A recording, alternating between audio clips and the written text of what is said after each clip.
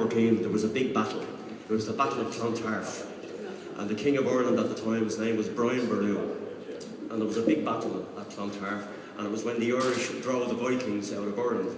But during the battle, one of the Vikings made his way through the ranks and made his way to Brian Boru's tent, who was actually kneeling in his tent at the time praying for victory. And this Viking, and his name was Brother, walked into Brian Boru's tent, whipped out his sword, and knocked off his head.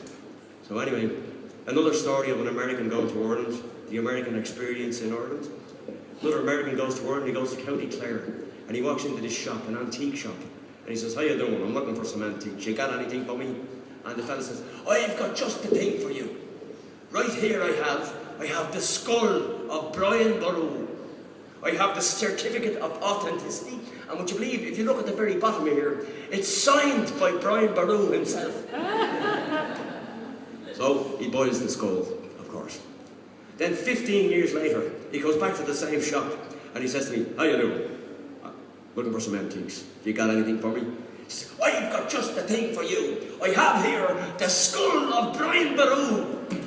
"What do you mean you got the skull of Brian Boru? You sold me the skull of Brian Boru 15 years ago. "Ah, yeah. Well, see, this skull here is the skull of Brian Boru when he was a boy."